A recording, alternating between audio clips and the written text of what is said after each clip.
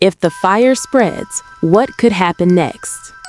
As the tension between Iran, Israel, and the United States moves from shadow conflict toward open confrontation, the question that settles quietly over the region is no longer how it began, but where it could lead. Wars in the modern Middle East rarely remain confined to a single border. They ripple outward, touching energy markets, alliances, militias, and civilians who never stood in a war room. If escalation continues, the first phase would likely remain aerial and strategic. Missile exchanges, drone strikes, cyber disruptions, and targeted attacks on military infrastructure would dominate. None of the three nations would immediately seek a full ground invasion, as the cost of such a move would be immense and unpredictable. Instead, the conflict would unfold through precision strikes and calculated retaliation, each side attempting to demonstrate strength without triggering uncontrollable expansion. Israel's primary concern would remain preventing any irreversible nuclear advancement by Iran. Its military doctrine has long emphasized preemptive action when existential threats are perceived. The United States would face a complex balance between direct involvement and regional deterrence.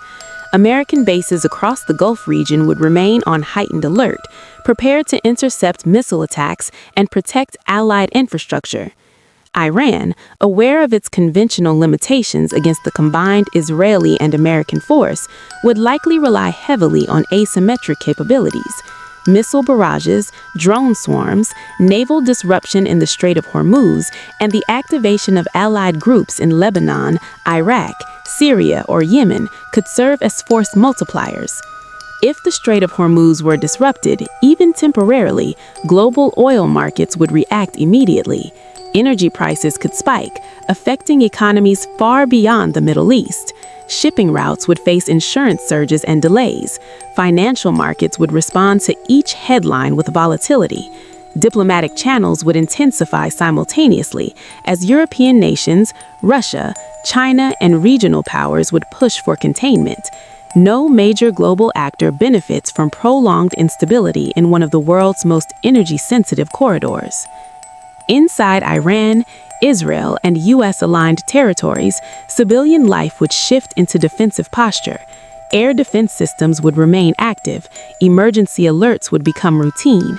Governments would manage not only military strategy, but public morale. Modern warfare is not only fought on battlefields, it is fought in information spaces, in cyber domains, and in the psychological resilience of populations. Yet there remains another possibility. Escalation does not always move upward. Sometimes, after a sharp exchange, channels open quietly. Back-channel negotiations, mediated by neutral states, could seek a limited ceasefire or de-escalation framework. Military strikes might give way to renewed diplomatic bargaining, perhaps around nuclear inspection mechanisms or regional security guarantees. The same tension that pushes nations toward confrontation can also push them toward compromise if the costs appear too high. The future path depends on calculation. If Iran perceives survival of its regime as threatened, its response could expand dramatically. If Israel perceives a point of no return in nuclear developments, it could intensify operations. If the United States assesses that regional deterrence is collapsing, its involvement